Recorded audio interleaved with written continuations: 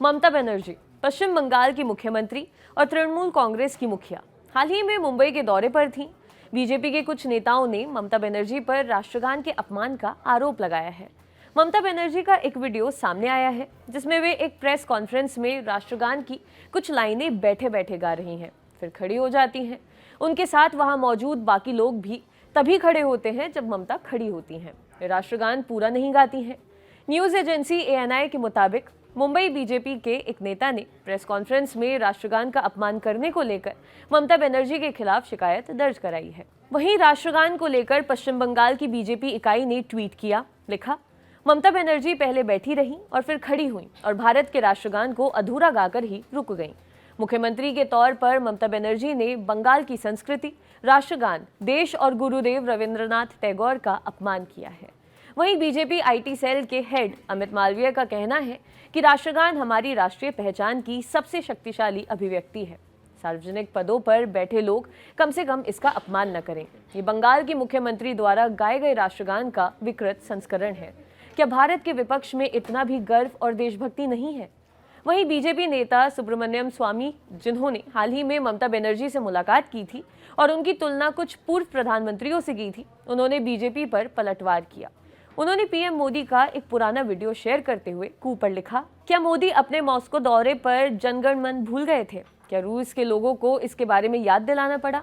क्योंकि कुछ लोग जानना चाहते हैं कि मैंने तब क्या कहा, तो मैं वही क्यों नहीं करता। स्वामी ने 23 दिसंबर 2015 का एक वीडियो शेयर किया है। PM मोदी मॉस्को पहुंचे थे। PM को गार्ड ऑफ ऑनर दिया जा रहा है और वे इसके लिए रुके हुए हैं। उसी वक्त उनके साथ खड़े एक रूस के अधिकारी हाथ से संकेत करते हैं और प्रधानमंत्री मोदी चलने लगते हैं। उसी समय भारत के राष्ट्रगान जनगण मन की धुन भी बज उठती है, लेकिन प्रधानमंत्री चलते रहते हैं।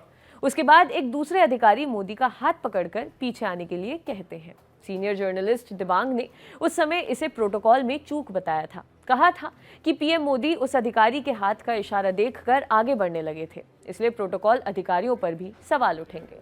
राष्ट्रगान के समय सावधान की मुद्रा में खड़ा रहना चाहिए। हालांकि स्वामी के ऊपर कुछ लोगों ने ये कहते हुए PM मोदी का बचाव किया कि उन्हें चलने के लिए कहा गया था, तब उन्होंने ऐसा किया। इसमें PM की गलती नहीं है।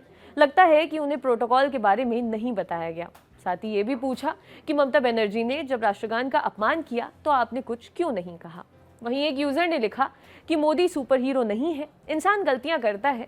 इस तरह के मुद्दों को आप राहुल गांधी के लिए छोड़ दीजिए, आप इससे ऊपर हैं।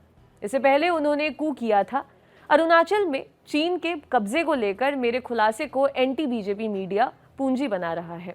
हमारे लोकसभा सांसद गांव ने पुष्टि की है कि 1962 में पराजय के बाद चीन ने अरुणाचल में घुसपैठ शुरू कर दी थी। मेरे अन्य स्रोत पुष्टि करते हैं कि साल 2015 से PLA ने पक्के गांवों का निर्माण किया है। इससे पहले स्वामी ने कहा था कि उन्होंने सवाल पूछना चाहा था कि क्या चीन ने लद्दाख में वास्तविक नियंत्रण रेखा को पार किया था, लेकिन उनके सवाल को राज्यसभा में रिजेक्ट कर दिया गया था, ये कहते हुए कि मसला राष्ट्रहित से जुड़ा है, इसलिए सवाल को स्वीकार नहीं किया जा सकता। आपके लिए खबर लिखी थी हमारे साथी डेविड ने। देखते रहिए दी लल्लन टॉक। शुक्रिया।